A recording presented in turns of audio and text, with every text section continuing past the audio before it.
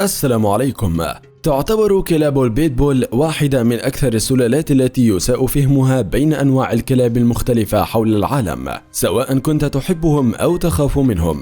هذه الفصيلة تحظى بشعبة كبيرة ورفيق حنون لصاحبها، لا سيما أنها تتمتع بخصائص عقلية وجسدية كبيرة تجعلهم شركاء ممتازين لأصحاب المسؤولية والرعاية. لكن ربما يحدث العكس، وتصبح هذه الصفات معضلة للأشخاص الذين ليس لديهم خبرة كبيرة في التعامل مع الكلاب، ولهذا ربما يتحول البيتبول إلى كلب عدواني ويتطور سلوكه إذا لم يتم التعامل معه بشكل صحيح. وفقا لاختبارات المزاج لهذه الفصيلة، أكدت التقارير الأخيرة أن نسبة الاستقرار تصل إلى 82.3%، مما يجعله واحدا من أفضل 5 سلالات في العالم.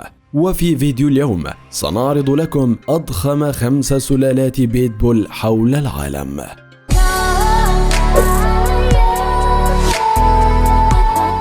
خامسا، كينغ كونغ.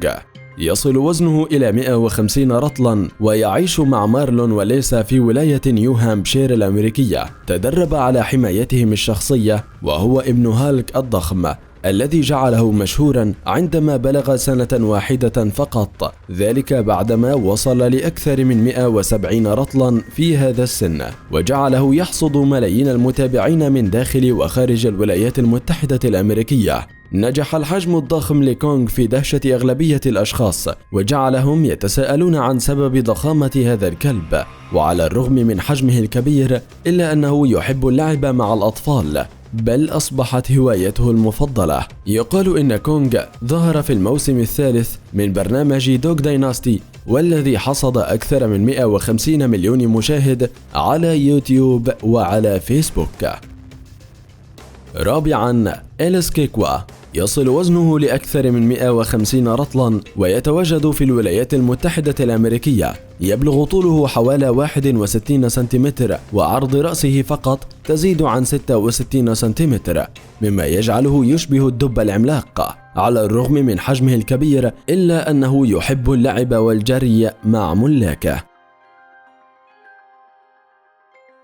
ثالثا، بيت بولز XL. تعود هذه الفصيلة إلى شركة بيك جيميني كينلز، والتي تعمل على تربية وتطوير أنواع البيتبول. استطاعت خلال السنوات الماضية إنتاج أكبر فصائل البيتبول، وحاصلة على رخصة من تصنيف A في تربية الكلاب، ونجحت في إنتاج كلاب عالمية وذات حجم ضخم كXL الذي نراه أمامنا الآن. ويتراوح وزن هذا الكلب بين 150 إلى 170 رطل. بالطبع يتمنى أي شخص امتلاك هذا النوع. ثانيا، ريد بير.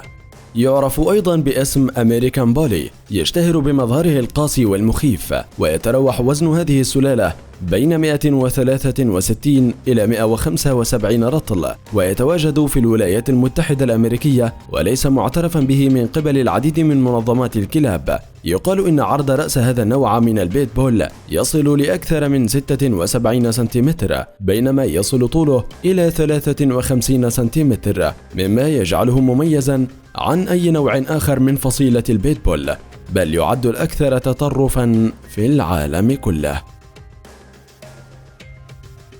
وأخيرا، هالك. الآن نأتي إلى الأكثر ضخامة.